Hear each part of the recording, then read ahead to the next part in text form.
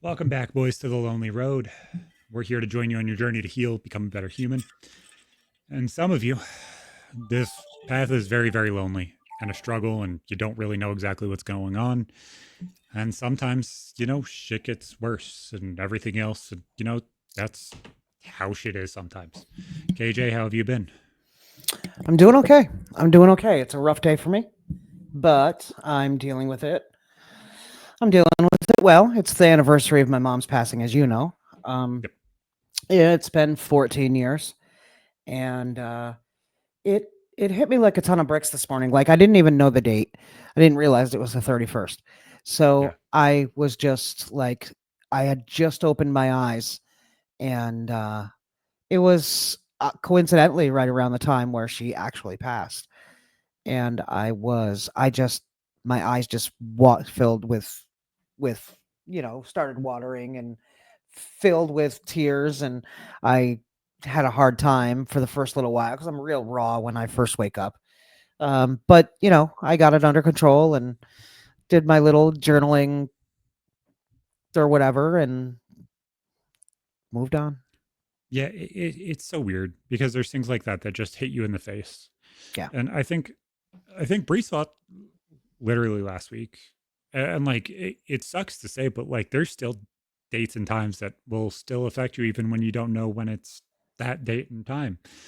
It just it'll smack you in ways that you kind of don't expect. And then, things, don't ever fully heal, I don't think.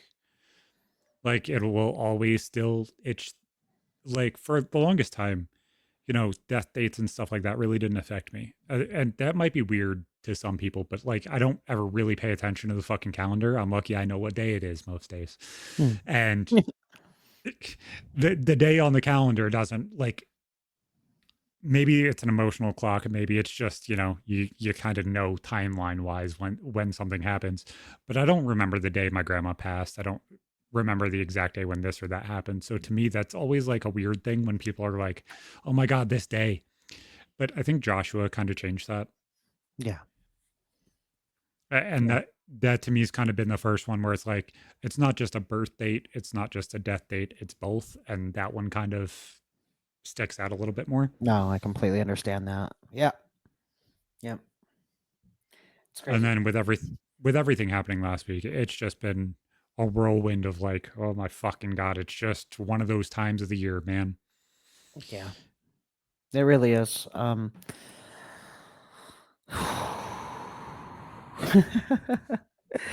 Just breathe. You know what I mean? Give yourself a second. Take a beat. Life gets sometimes it gets a little heavy. And you have to be able to be able to first of all put a finger on it and realize that life does get heavy and things do happen. Shit happens. It's gonna happen. But realizing that you just hold on. It might be a tornado for a little while, but you'll get through it. You will get Yeah. through it. You know? Well, and that's the hardest part is like I think a lot of people don't want to see a human on the other side. Yeah. They like this shit gets so hard sometimes. And let me go into the backstory a little bit.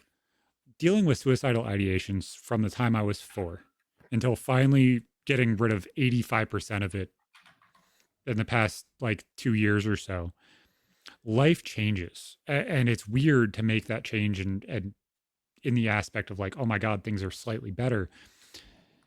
It doesn't make it any easier when people rub your face in it. It Yeah. doesn't make it any easier when you're pushing past all of this heavy shit and it's like, oh my God, there is no difference. Like, I will make a joke about 99% of things, but I think a lot of people don't fully realize or want to realize the weight that some words have. Yeah, absolutely. I absolutely agree. I just want to take a second and step back and frame the episode.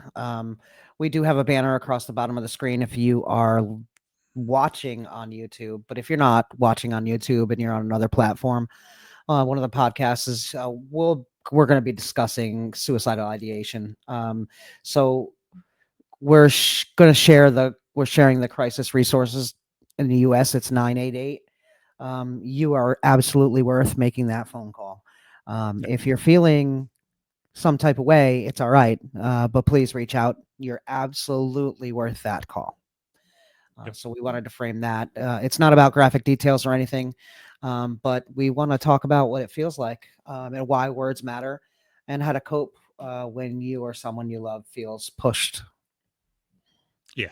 Because I think a lot of people, I know that I am not unique and so uniquely cool that I get told to off myself all the time. Um, I don't think that that's a unique thing. I think a lot of people hear it. I think a lot of people, I think that is one of the few black and white jokes. Like, and I've heard it since I was finally getting online gaming and stuff like that. Everybody used to throw that around. And it's just like, I didn't think it was okay then. I don't think that, I don't think it's okay now. And it sucks No, because but some people you can wipe oh, they're just using fucking random ass shit and they're just trying to insult and everything else. And then there's people that it sticks. It's like, why the fuck did you say that? Why the fuck did you feel like it's right to hurt somebody on purpose?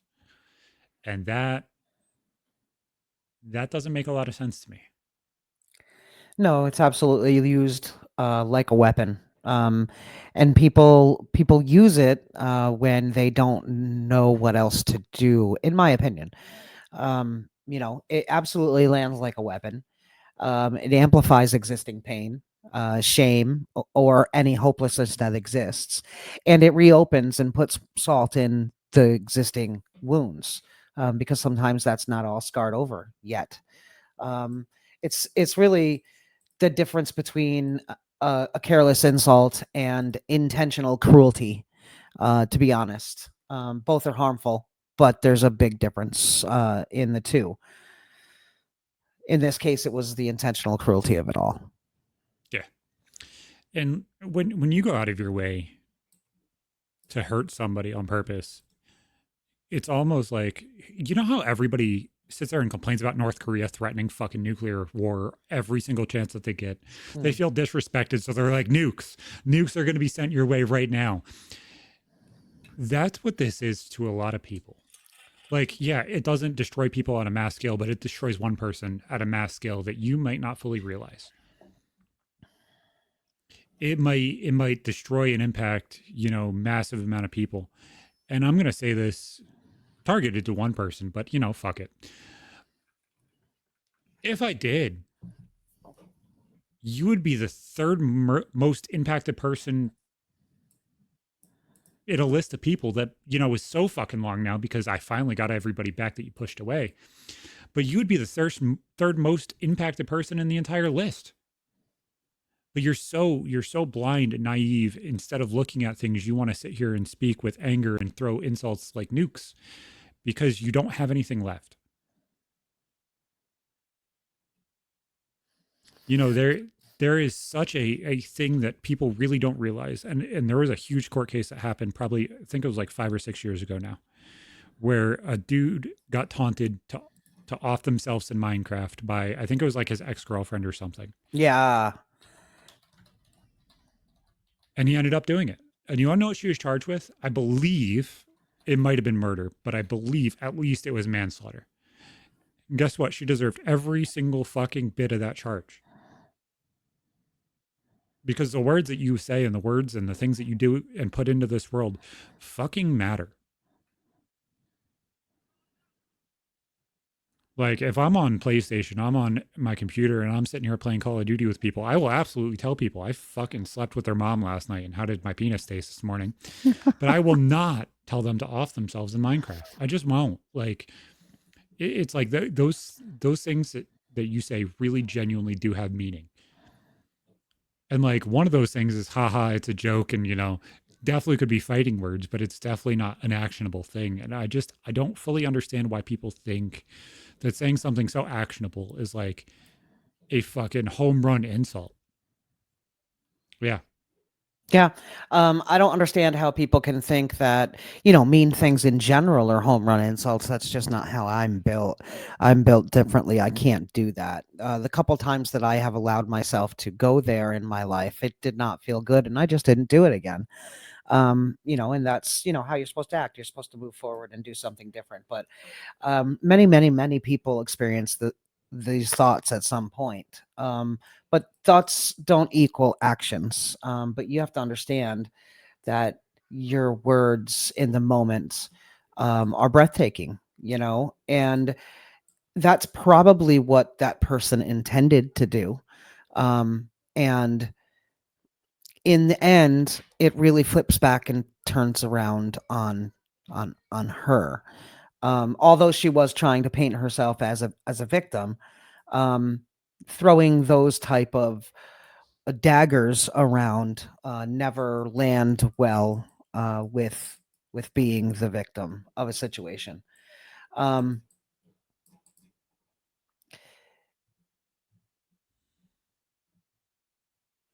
It's so hard because it's like I remember 5 years ago sitting there working through all of this stuff and making it so way I wasn't feeling like that anymore. I remember getting out of the car and walking to Walmart and like just not giving a fuck if I got hit by a car or whatever. And it's like I am so happy I'm in so much of a better mindset and place now that it's just like I don't understand why anybody should wish anybody harm. I'm really glad that Like you're in a better place now. and you know I don't get there if I don't put in the work. It's not just life. It's not just the place where I'm at. It's putting in the work to realize, hey, there's a reason why I'm fucking here. There's a reason why it didn't happen when I was 4 or 5 years old and wanting to roll out of a fucking 4-story window. There's a difference why I didn't do it when I was 14 and dealing with, losing a girlfriend. There's a reason why it didn't happen after Madison, after Nicholas, or even after Ava.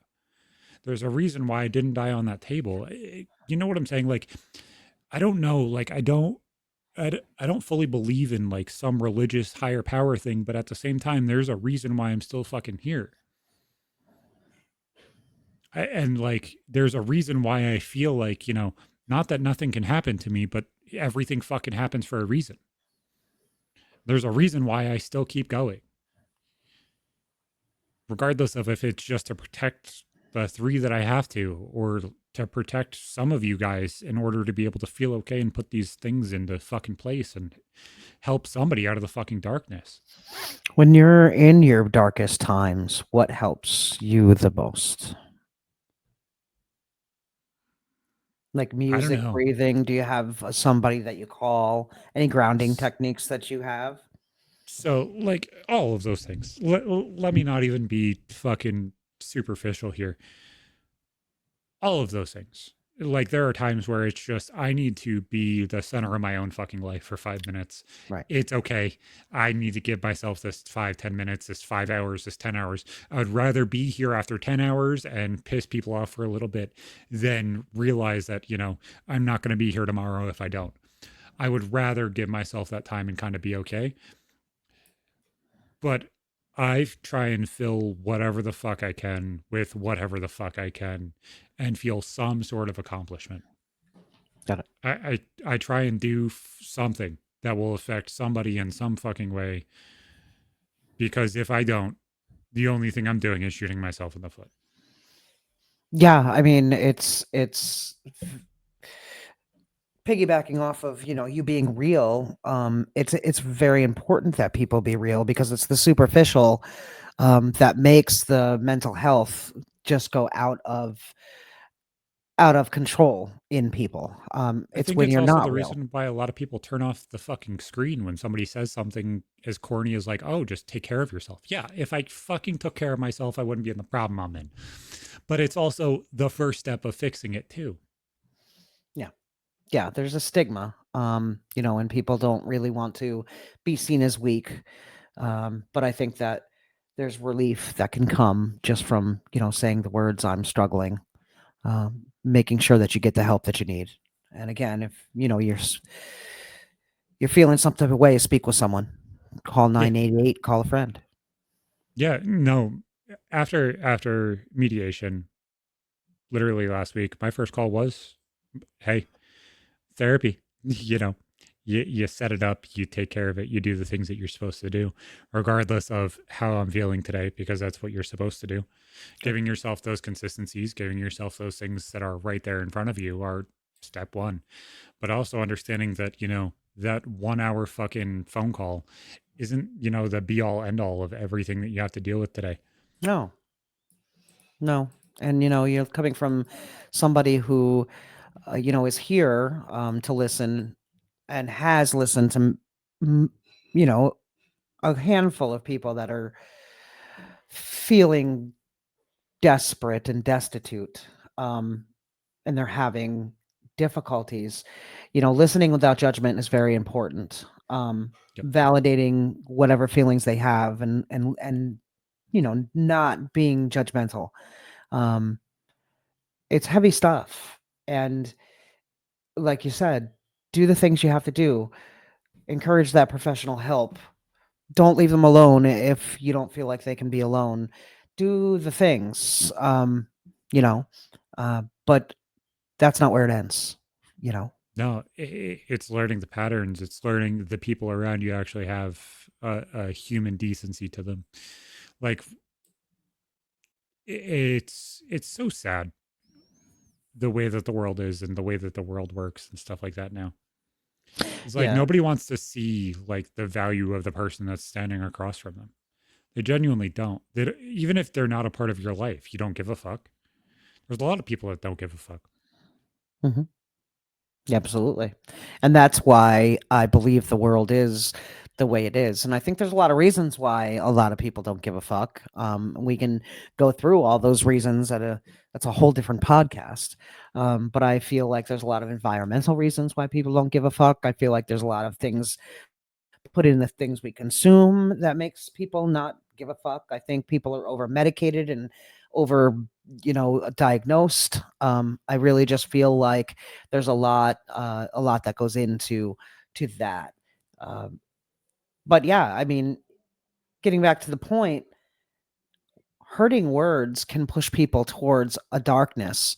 Words may think, oh, they're just words, but everybody has feelings. You can make pretend that it doesn't bother you, but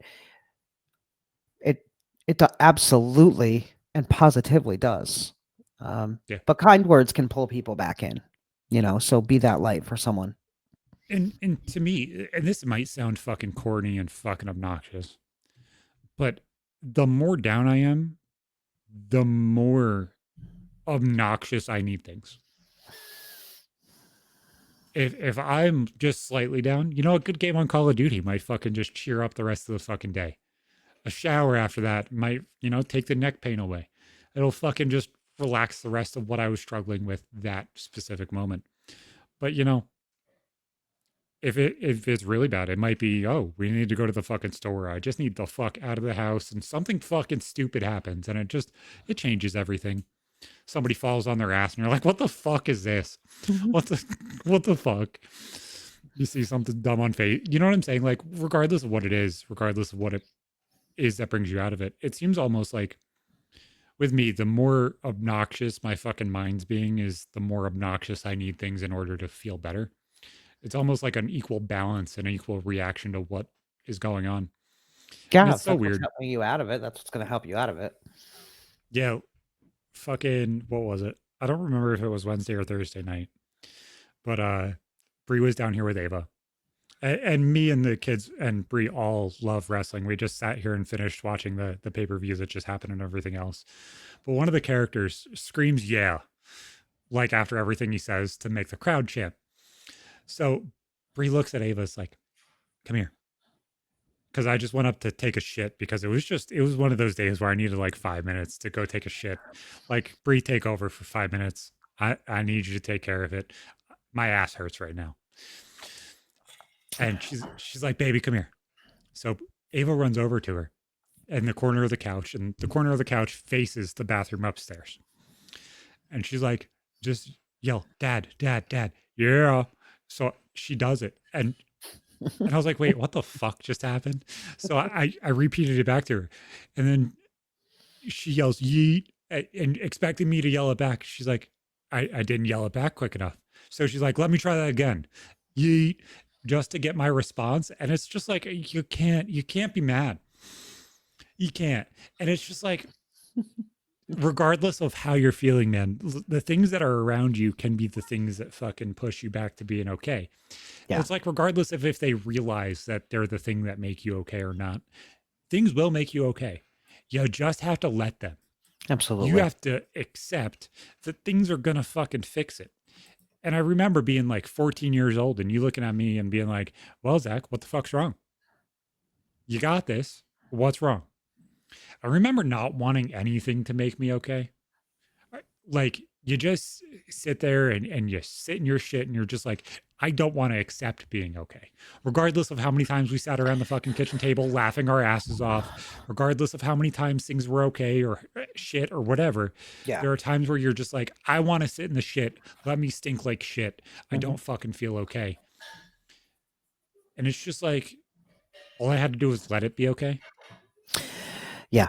Yeah. There's in my journey, it's like that too. Like I had to give myself permission for me to be okay after my mom's passing. Like there was a whole thing. It's just I had to give myself permission to be okay, and I didn't want to for a very long time. And I think that's the hardest part is like, they would want you to be okay, but you Yeah. feel like it's acceptable not to be. Yeah. And it's like, you're not giving yourself the credit that, hey, your life is more than just a memorial. Yeah. What your life is supposed to be is a legacy. Hmm. Like you don't live for the people that are before you or the people that are around you that die. Even if they fucked up and they ended it themselves, letting it be okay because that's what their choice was is kind of what you have to do as a person that's still here. You can't make that choice for them. That's why I think not saying it ever is the answer. It's not a fucking joke. I will make the jokes about myself, but I will not accept other people making the joke towards me because those are two different things. Yeah, it's absolutely two different things. I don't think that joking about taking somebody off the map is at all acceptable. But people are cruel, like you said. People have the innate. Some people, um, not all people. Some people have the need to just reach out and smack somebody, and they do it in a way in which they know will land. And that's exactly what happened to you when you were told to take yourself off the census. It's interesting because that person knows what that might feel like. And honestly, what did it feel like when you heard it in a mediation session, nonetheless? Yeah, how you could have the balls to say these things during a court ordered session Mm, is mind blowing to me. that's Like the I don't brass I don't balls. grasp. Like it Mm, doesn't fucking make sense. It doesn't rub me right either. But like at mm, the same time, it's like my first thought, and this is going to sound so egotistical and oh, my mind's in the right place, whatever, was like, this shows that I'm doing the right thing. It shows my head is in the right place because you're not doing this for you're doing this for yourself. yeah. You want to flagellate somebody at the fucking stake because you think that your sense of justice is the only justice in the fucking world. You want to sit here and point the finger at somebody that, in all honesty, is just as bad as you are in every single situation as you were talking about. And that to me doesn't correlate to me. And like honestly, it started a panic attack Yeah. because it's like you see the value for somebody. You want to see them as a human. You want to make sure that everything's okay, regardless of if somebody fucking walked away or not. I still like, regardless of what anybody says, my internal compass, my morality still tells me that it's my job to protect and make sure everybody's okay.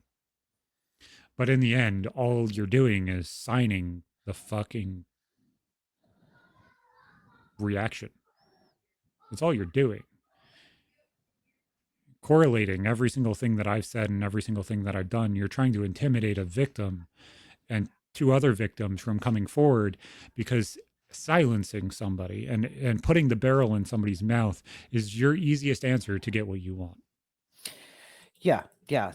I mean, to be honest with you, that would solve all her problems right now because she's just showing herself. She's showing her ass everywhere, and particularly when she said that to you in a mediation with a mediator. Not really sure what the uh, I've been trying to figure out like what she was trying to do because she's always got one. She's always why did she think that would make her look good at all? The same reason that, every single step on her paperwork, every single thing that she said that day was double it and give it to the next. It wasn't a calm, level headed reaction. It Hmm, is exaggeration and finding the step forward and doubling it so that way they look like a more of a victim than what's been going on. that's what she's trying to do. Yeah. When you go out of your way and you say, okay, this happened, and you're the one that did it, you say, oh, I broke in. That never fucking happened. But you broke in. Oh, you went out of your way to make sure that this happened and I was doxxed. Motherfucker, you doxed me on a fucking application. It has your fucking location. Never doxed you. Never even said your name because it gives you power. You wanna know what you say? Do you wanna know what you do when there's a fucking mass problem at a school? You don't say the person's name because they become Voldemort. You're turning me into Voldemort, you fucking retard. That's all you're doing. You're making the dark mark I have on my wrist real. And the people that you're realizing are on your side are not the good people. You're turning Harry Potter into fucking Voldemort and you're an idiot.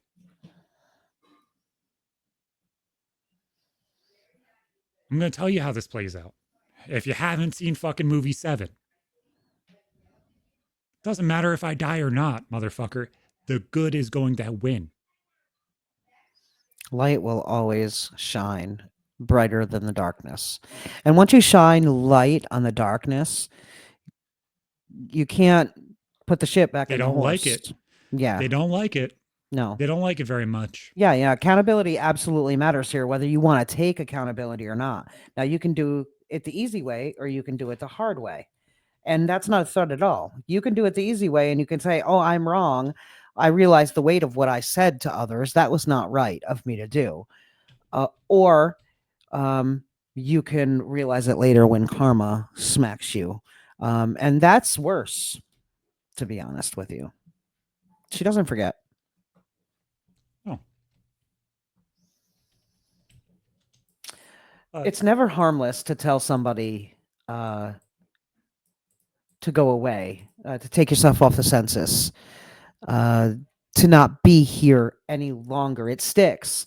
It's a very deep pain, especially when you have ties to that person, deep, deep ties to that person, number one, and a past that they know about and are using that um, against you. Um, yeah. And it, go ahead. no, go for it. And it's so mind blowing.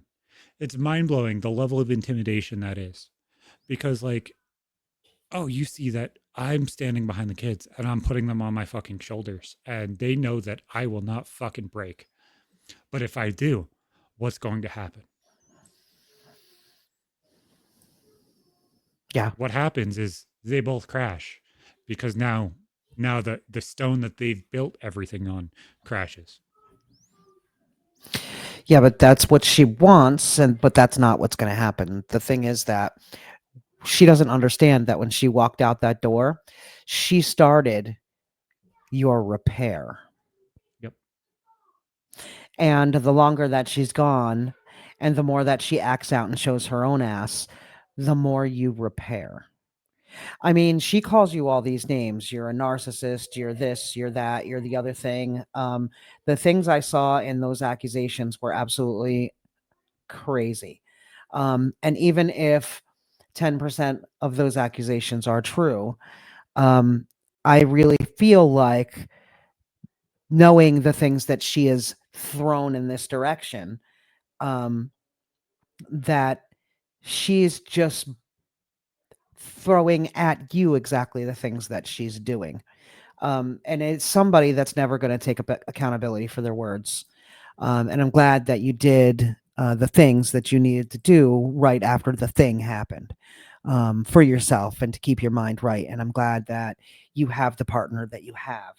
Um, And you know what? I'm gonna say this. This song smacked me in the face. Literally the day before. I don't know if anybody's heard it yet. It's MGK's "Treading Water," and his first verse says, "I just ruined their holiday, and the lies don't die; they grow. And everything you try to hide, eventually it shows. The beast killed the beauty, and the last petal fell from the rose. I love you truly, and that's why it's hard to let it go. I broke this home, but I'll change for our daughter so she's not alone." And in the end, regardless of if you want to consider me as the reason that this house broke or her, doesn't matter.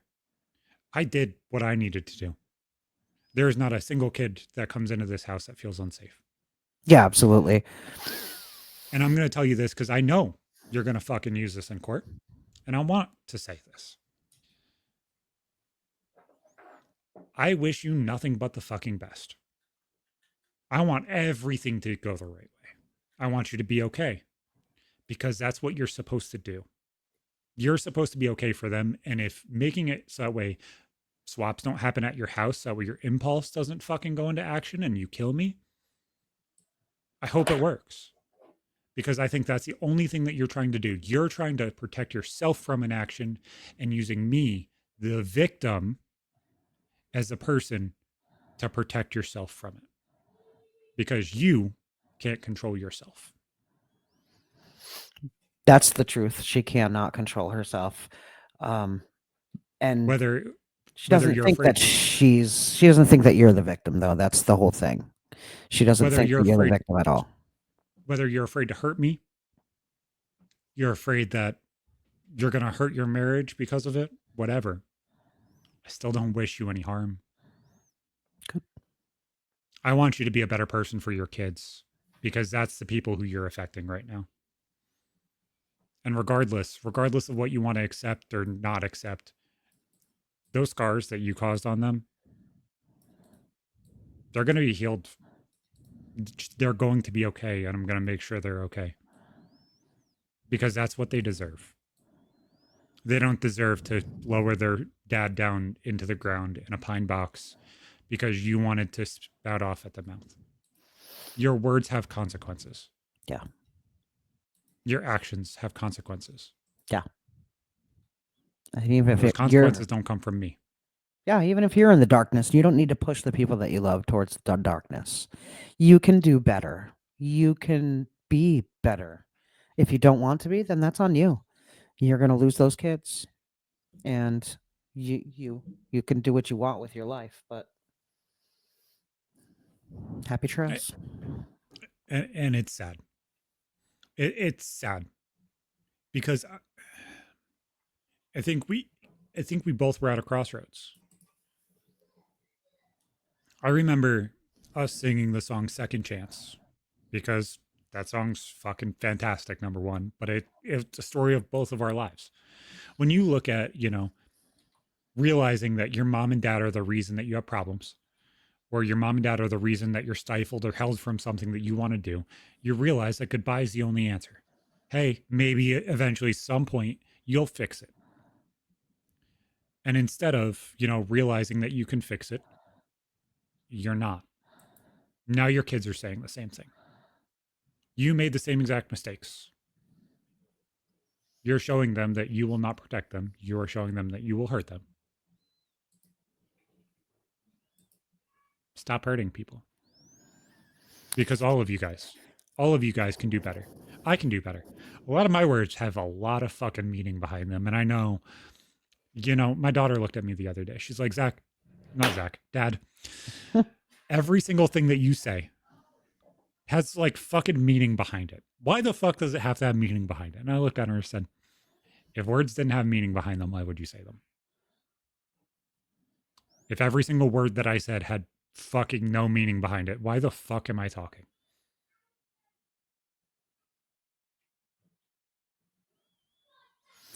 Don't forget, if you need emotional support, please call someone or call 988. And, you know, everybody has a choice in life. They have to choose in between what is right and what is easy. But the only way to come out of the darkness is to turn on the light. And what's right isn't always easy. And that's what builds your character right there. That's the rubber in the road.